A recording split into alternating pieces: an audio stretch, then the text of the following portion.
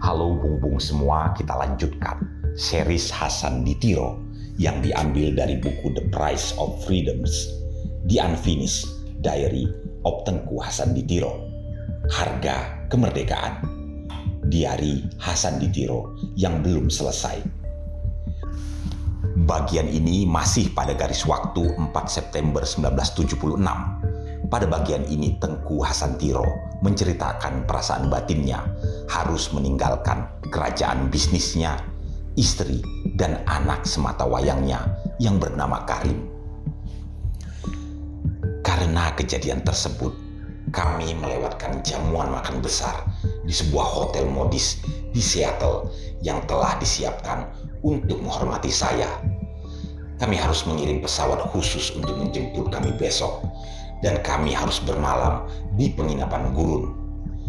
Ini benar-benar daerah gurun di Oregon, di mana perusahaan pesawat terbesar di dunia sedang melakukan eksperimen membuat pertanian di gurun untuk menanam rumput dan jagung untuk pakan ternak, dengan ide untuk melakukannya di Arab Saudi jika berhasil.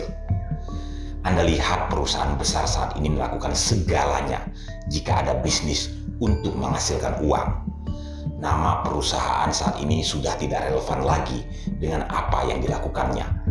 Misalnya perusahaan pesawat terbang besar ini misalnya tidak hanya melakukan agribisnis, perumahan, konstruksi, tetapi juga pembuatan kapal.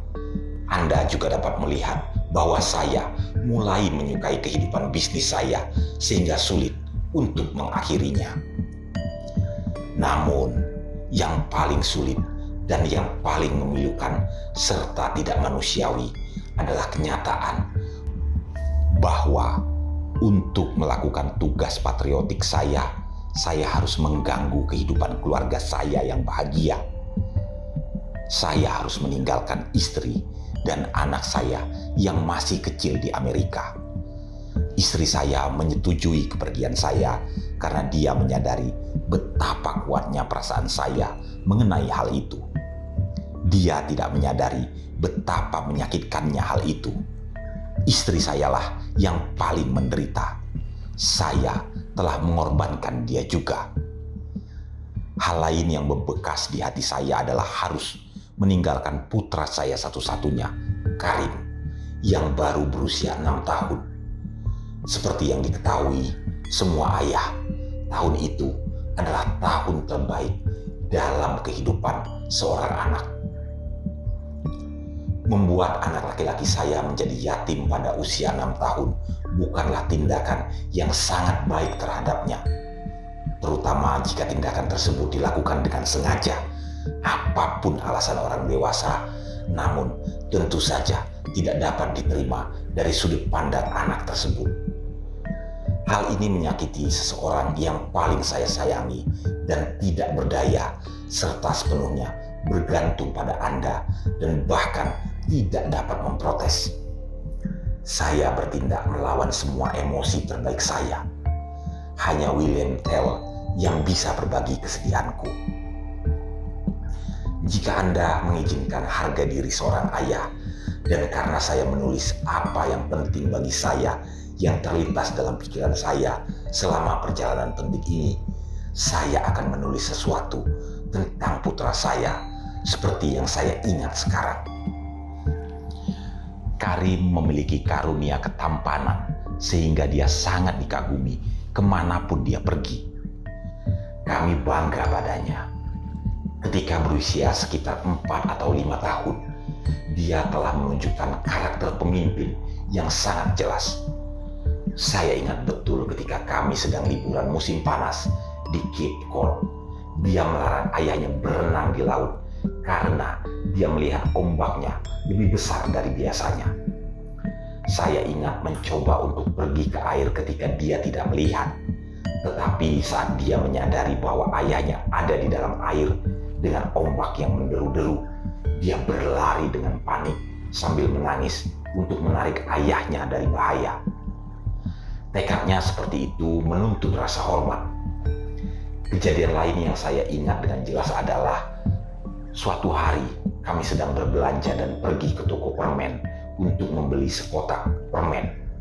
Tiba-tiba sekelompok remaja laki-laki datang untuk menteror wanita tua pemilik toko. Anak-anak lelaki itu mencoba mencuri beberapa permen karena protes dari wanita tua itu. Saya tahu saya harus melakukan sesuatu. Tapi sebelum saya bisa memutuskan apa yang harus saya lakukan, saya mendengar peluit dibunyikan dari sesuatu tempat di dalam toko. Dan anak-anak itu bergegas keluar dari toko dengan tergesa-gesa. Saat saya menoleh ke pojok toko tempat asal bunyi peluit, saya melihat Karim berdiri kaku dengan peluit di tangannya.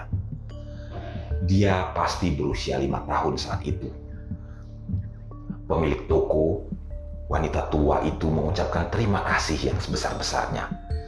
Anak-anak itu bisa saja memukulinya dan kami akan terlibat dalam perkelahian.